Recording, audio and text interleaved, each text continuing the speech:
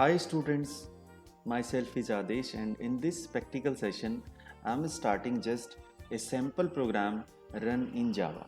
So first of all, let me introduce this is an editor which we call NetBeans. तो इस editor के अंदर हम coding directly कर सकते हैं, यानी आपको कोई कमांड लाइन से कोई कंपाइल करने की ज़रूरत नहीं है, कोई रन करने की ज़रूरत नहीं है। इसके अंदर डायरेक्ट ड्रॉप डाउन में मेन्यूज़ होते हैं।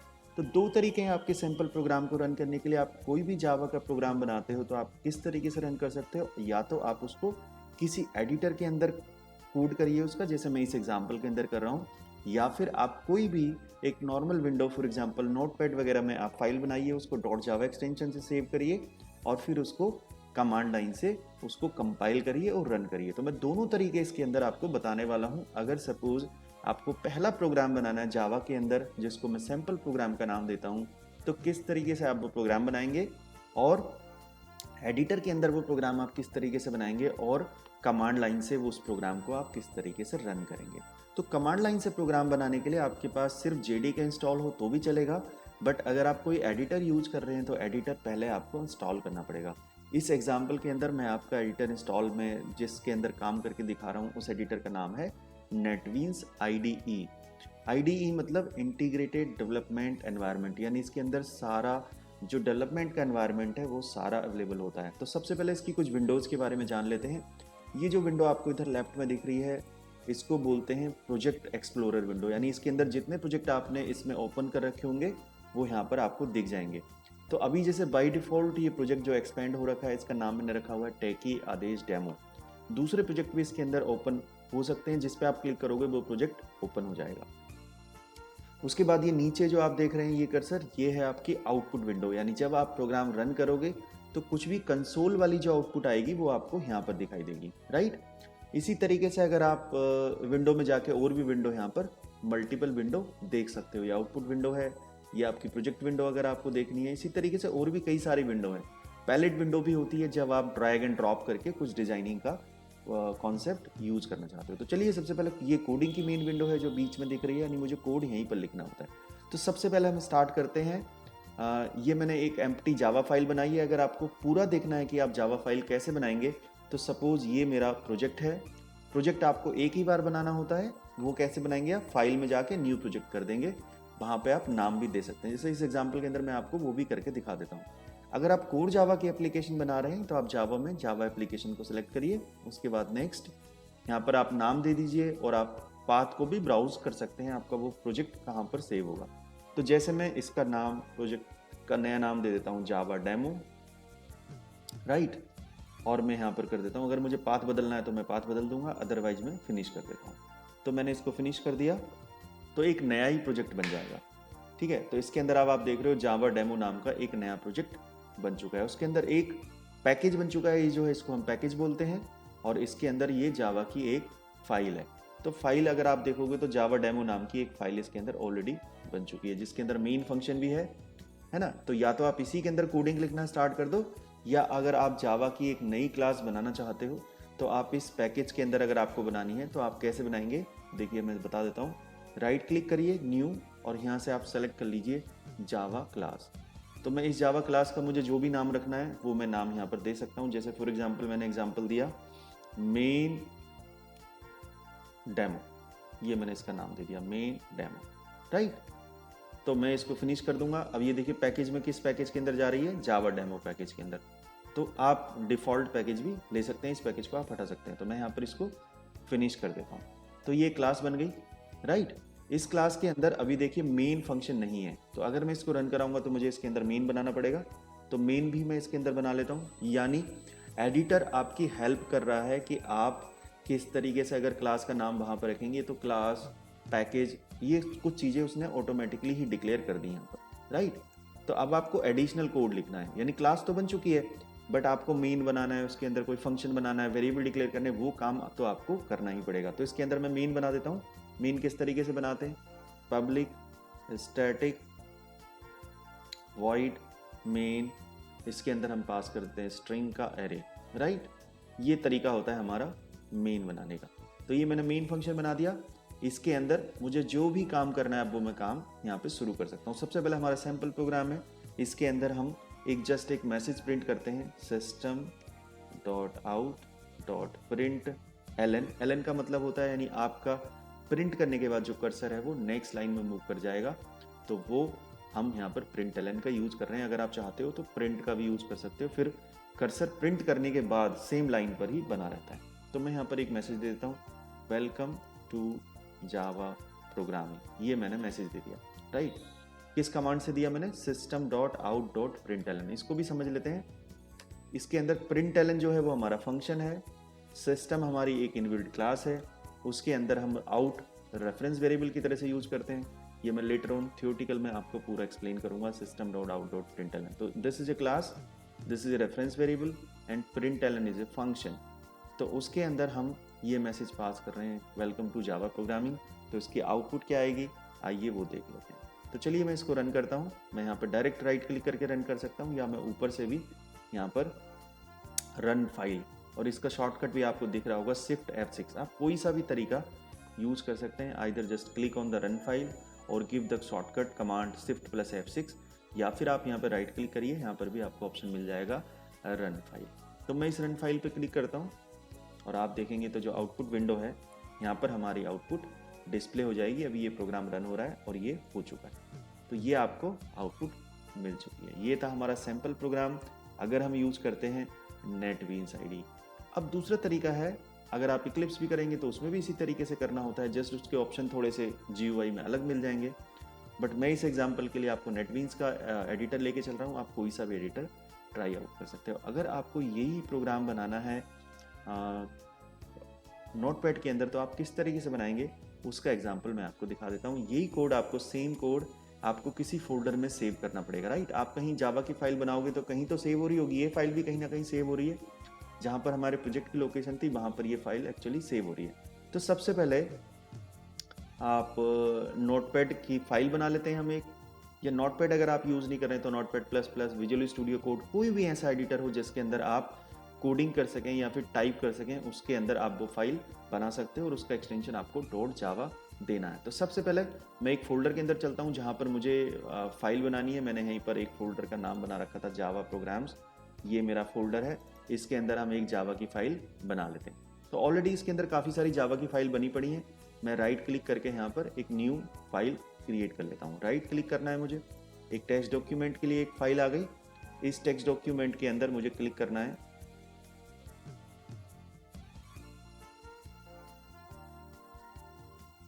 ओके, इस टेक्स्ट डॉक्यूमेंट को मैं क्लिक कर देता हूँ। तो देखिए ये नोटपैड के अंदर मेरा फाइल खुल जाएगा, राइट। अभी आप देख पा रहे हैं इस फाइल के अंदर मैं कोड लिखना स्टार्ट कर सकता हूँ। तो मैं यहाँ पे क्लास का कोड लिखता हूँ, क्लास, और एक क्लास का नाम मैंने कुछ भी रख दिया, मैंने लिख दिया जावा डेमो। जो मैंने वहाँ पे लिखा था वही मैं लिख रहा हूँ, जावा डेमो, राइट। इसके अंदर मुझे मेन बनाना है। अब देखिए पैकेजेस के अंदर मैं इसलिए नहीं बना रहा हूँ क्योंकि फाइल अभी बाई डिफ़ॉल्ट उस फोल्डर के अंदर ही पड़ी है, कोई उसके अंदर फर्दर फोल्डर नहीं बनाया मैंने। तो मैं यहाँ पर एक मेन बना देता हूँ, public static void main string, यहाँ पर मैंने एक एरे बना दिया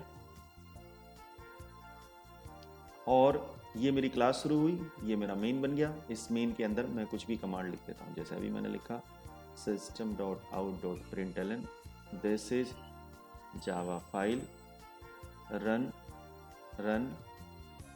फ्रॉम कमांड लाइन, ये मैंने यहाँ पर मैसेज दे दिया, राइट। ये मैंने मैसेज दे दिया। अब इस फाइल को मैं सेव करूँगा। सबसे पहले तो मैं जाऊँगा सेव एज में, सेव एज में जाके इस फाइल का नाम लिख देता हूँ मैं, जैसे मैंने नाम लिखा जावा डेमो। एक्सटेंशन मैं इसका रखूँगा डॉट जावा, याद रखना एक्सटेंशन डॉट जावा। और अगर आप डबल कोट्स में सेव करते हैं इट मीन्स बाय डिफ़ॉल्ट इसका एक्सटेंशन txt वगैरह नहीं आएगा। नहीं तो कई बार क्या होता है, आपने जो एक्सटेंशन रखा है जावा डेमो डॉट जावा वो पूरा फाइल का नाम बन जाता है और एक्सटेंशन फिर भी उसका txt ही रहता है। तो ऐसा नहीं करना। अगर आप डबल कोट्स में देंगे इसका मतलब जावा डेमो इस फाइल का नाम है और डॉट जावा इसका एक्सटेंशन है। तो मैं इसको सेव कर देता हूँ। अब ये जावा की फाइल बन चुकी है। सबसे पहले मुझे ये जावा की फाइल जहाँ पर थी उस पाथ तक पहुँचना है। तो उस पाथ पे जाने के लिए हम क्या करते हैं, हम कमांड प्रॉम्प्ट पे मैं टाइप कर रहा हूँ cmd, आप भी कमांड प्रॉम्प्ट पे टाइप करिए cmd। बाय डिफ़ॉल्ट आप इस पाथ तक पहुँच चुके हैं, जो मेरा पाथ है c users ad। तो मैं क्या करता हूँ cd से डेस्कटॉप पे पहुँच जाता हूँ, क्योंकि मेरी जो फाइल थी वो डेस्कटॉप पे पड़ी हुई थी। डेस्कटॉप। मैं डेस्कटॉप पे पहुंच गया, उसके बाद CD जावा प्रोग्राम्स इस नाम का फोल्डर है, इसके अंदर है। जहाँ पर भी आपकी लोकेशन होगी वहाँ पर आप पहुँच जाइए। लेकिन एक बात याद रखना, अगर आपका जावा का पाथ सेट नहीं होगा तो फिर ये प्रोग्राम वहाँ से कंपाइल नहीं हो पाएगा, तो आपको जावा का पाथ भी सेट करना पड़ेगा। वो भी मैं बता दूंगा कि पाथ किस तरीके से सेट होता है। तो जावा प्रोग्राम्स, उसके बाद आप कंपाइल करेंगे अपने प्रोग्राम को जावा सी। आपको यहाँ पर देना होता है फाइल का नाम। क्या देना होता है? फाइल का नाम आपको देना होता है। तो फाइल का नाम हमारे केस में क्या था? जावा डेमो। तो मैं वही नाम दे देता हूँ, जावा सी जावा डेमो डॉट जावा। क्या फिर से बताता हूँ, आपको यहाँ पे कंपाइल करते वक्त क्या देना होता है? जावा सी कमांड है हमारी, और फाइल का नाम और डॉट जावा पूरा देना होता है। लेकिन आप ये केस सेंसिटिव नहीं होता, आप इसको कैपिटल या स्मॉल कैसे भी दे सकते हो। जावा सी तो डोस की कमांड है, और ये जावा जो फाइल का नाम है वो भी आप कैपिटल स्मॉल कैसे भी इसको दे सकते हो। तो मैं इसको कंपाइल करता हूँ। अगर इसमें कोई एरर नहीं हुई तो कर्सर अगली लाइन पे आ जाएगा, अगर कोई एरर हुई तो ये इसको एरर को डिस्प्ले करेगा। तो आइए मैं एंटर मारता हूँ और वेट करता हूँ कि कोई एरर है या फिर नहीं।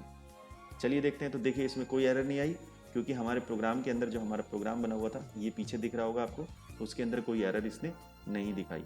अब रन कैसे करना होता है? पहला तरीका मैंने बताया, कंपाइल कैसे करना होता है, जावा सी फाइल का नाम डॉट जावा। लेकिन याद रखना, फाइल जहाँ पर स्टोर है आप पहले उस पाथ तक पहुँचना पड़ेगा आपको, ठीक है। अगर आपको उस पाथ तक कैसे पहुँचते हैं, तो सबसे पहले आप सी ड्राइव में अगर स्टोर है तो सी ड्राइव में जाइए, फिर CD करके आप डायरेक्टरी चेंज करते रहिए।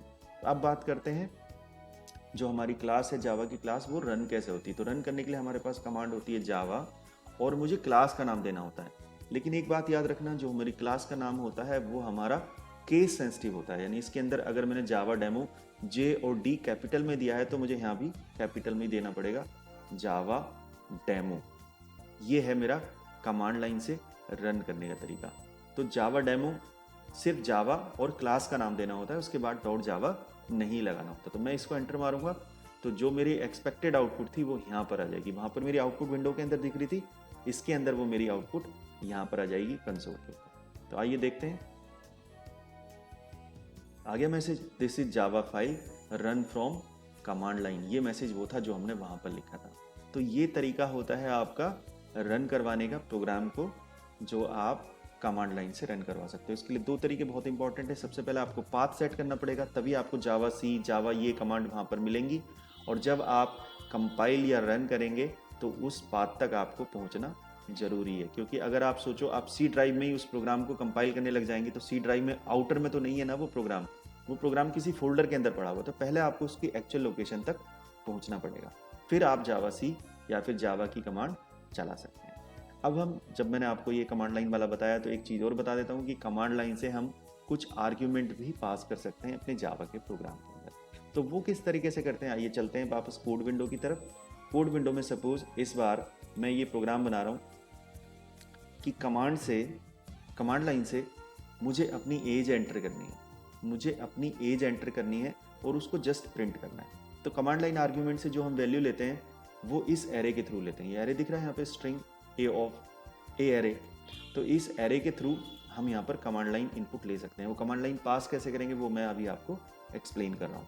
तो यहाँ पर मैं कोई वेरिएबल ले लेता हूँ जिसके अंदर मुझे वैल्यू लेनी है, एज लेनी है, तो इंटीजर वेरिएबल लिया मैंने। अब इस जो कमांड लाइन आर्ग्यूमेंट के लिए जो एरे है, इसका पहला command line argument A of 0 से डिनोट होगा। ये एरे है एक्चुअली, तो एरे की फर्स्ट इंडेक्स 0 होती है, तो 0 से डिनोट होगा। बट जस्ट बिकॉज ये जो ए है, एरे जो है वो स्ट्रिंग टाइप का है, इसलिए जो ये वैल्यू भी मिलेगी ये भी स्ट्रिंग मिलेगी। तो पहले मैं इसको टाइप कास्ट कर लेता हूँ इंटीजर के अंदर। तो वो कैसे हम करते हैं वो हम देख लेते हैं। अगर स्ट्रिंग को आपको इंटीजर में टाइप कास्ट करना होता है, कन्वर्ट करना होता है, तो आप लिख देते हो integer dot parse int, right. ये तरीका होता है। तो पहले मैंने ए ऑफ 0 जो स्ट्रिंग वैल्यू थी उसको कन्वर्ट किया इंटीजर में, और फिर मैंने उसको स्टोर करवा लिया इन वेरिएबल के अंदर। तो ये तरीका था कमांड लाइन आर्ग्यूमेंट से इनपुट लेने का। अगर आपको एक और इनपुट लेनी है तो अगली इनपुट आपकी आएगी ए ऑफ 1 2 3 4, इसी तरीके से चलती रहेंगी। अब याद रखना, अगर आप यहाँ पर एक्सपेक्टेड ये जो है प्रोग्राम को जब आप कंपाइल करेंगे या फिर रन करेंगे तो उसको इनपुट चाहिए। तो अगर आप कमांड लाइन से इनपुट नहीं भेजेंगे तो प्रोग्राम आपका एक एरर थ्रो करेगा जिसको हम एक्सेप्शन बोलते हैं, और वो बोलेगा इंडेक्स आउट ऑफ बाउंड, क्योंकि इस पोजीशन पे जो ए ऑफ 0 है वो अगर आपने वहाँ से पास ही नहीं किया तो उसको एक एरर मैसेज जनरेट करना पड़ेगा या एक एक्सेप्शन थ्रो करनी पड़ेगी। अब सपोज हम इस n को प्रिंट करवाना चाहते हैं तो मैं करा सकता हूँ system.out.println।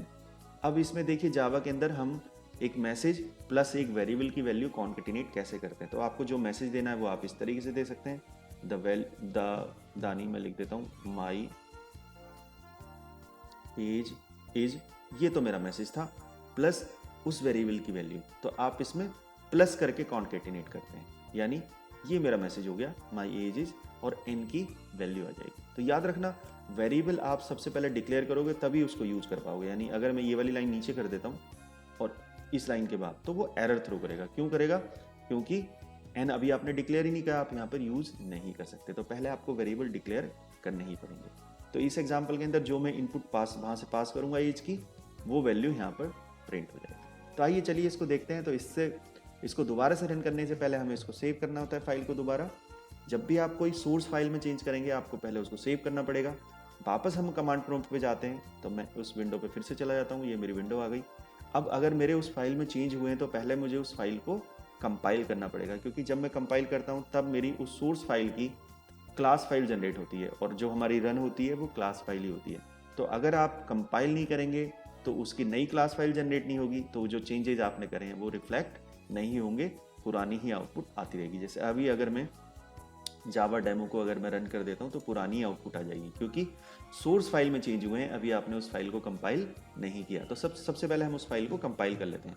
तो मैं जो है एरो की का यूज कर रहा हूँ, आप लोग नहीं देख पा रहे होंगे बट मैं एरो की का यूज कर रहा हूँ पुरानी कमांड को रिवर्स करने के लिए। तो मैं बैक अप वाली एरो की दबा दूंगा तो पुरानी कमांड आ जाती है। देखिए तो जावा डेमो जो मेरी कमांड थी वो आ चुकी है, मैं इस पर एंटर मार देता हूँ। तो अब वो प्रोग्राम फिर से कंपाइल हो चुका होगा, उसकी दोबारा से क्लास फाइल बन चुकी होगी। अब अगर मैं रन करवाऊंगा तो मेरी नई आउटपुट आएगी। लेकिन याद रखना इस बार रन करते हुए मुझे सिर्फ प्रोग्राम में कंपाइल तो मैंने कर लिया, रन करते हुए मुझे सिर्फ क्लास का नाम नहीं देना, मुझे साथ में उसके साथ में कमांड लाइन आर्ग्यूमेंट भी पास करने हैं। तो कमांड लाइन आर्ग्यूमेंट कैसे पास करते हैं? स्पेस देने के बाद आप कोई आर्ग्यूमेंट पास कर सकते हो। मैं थोड़ी एज अपनी कम कर देता हूँ, ठीक है। तो ये मैंने अपनी एज पास कर दी, और अगर मुझे दूसरा कमांड लाइन आर्ग्यूमेंट भी देना होता, लेट से कुछ और भी देना होता, मेरा रोल नंबर, तो मैं उसको स्पेस देके फिर अगला कमांड लाइन आर्ग्यूमेंट यहाँ पर पास कर लेता। तो इसी तरीके से मल्टीपल कमांड लाइन आर्ग्यूमेंट आप स्पेस देने के बाद दे सकते हो। आप ज़्यादा कमांड लाइन आर्ग्यूमेंट दे सकते हो सकता है आपने यहाँ पे 2 कमांड लाइन आर्ग्यूमेंट में लिख रहा हूँ लेकिन वहाँ पर मुझे एक ही लेना है। लेकिन अगर मैंने वहाँ पर एक ले रखा है और मैं यहाँ पे पास ना करूँ, उल्टा करूँ, तो फिर वो एरर देगा। तो अभी तो मैं एक ही कमांड लाइन यहाँ आर्ग्यूमेंट यहाँ से पास करता हूँ, वहाँ पर भी मैंने एक आर्ग्यूमेंट लिया हुआ है। तो देखिए जब मैं यहाँ पे कमांड लाइन आर्ग्यूमेंट पास कर रहा हूँ ये 30, तो ये जो है इनपुट इस n वेरिएबल के अंदर जाएगी और n variable my age is के साथ मैसेज के साथ प्रिंट हो जाएगा। तो अगर मैं इसको एंटर मारूंगा तो क्या मैसेज आएगा? My age is 30। तो चलिए इसको देखते हैं, और आप देख पा रहे होंगे, देखिए ये मैसेज एज इट इज जो मेरी एक्सपेक्टेड आउटपुट थी वो आ चुका है। इसके ऊपर आप एक्सरसाइज क्या कर सकते हैं, आप इसके ऊपर 2 नंबर यूजर से इनपुट लेना फिर उनको सम करना, इस तरीके का प्रोग्राम बना सकते हो। तो उसके अंदर जब आप पास करेंगे वैल्यूज तो आप यहाँ पर 2 कमांड लाइन आर्ग्यूमेंट भेज देंगे, उसको भी आप यहाँ पर इस तरीके से 2 वेरिएबल के अंदर रिसीव करेंगे, फिर उनको प्लस कर देंगे और फिर आप उनका सम जो है वो प्रिंट कर लेंगे। तो ये था मेरा इस क्लास के अंदर जिसमें मैंने आपको बताया कि आप जावा का एक सैम्पल प्रोग्राम कैसे बनाते हो। तो मैंने दोनों तरीके आपको बता दिए, कमांड लाइन आर्ग्यूमेंट के थ्रू भी और नेटबीन्स एडिटर के थ्रू भी। तो आई होप आपको ये सेशन समझ आ गया होगा। नेक्स्ट सेशन में मैं आपसे मिलूंगा अगले टॉपिक के साथ। आप देखते रहिए दूसरा वीडियो। Thank you.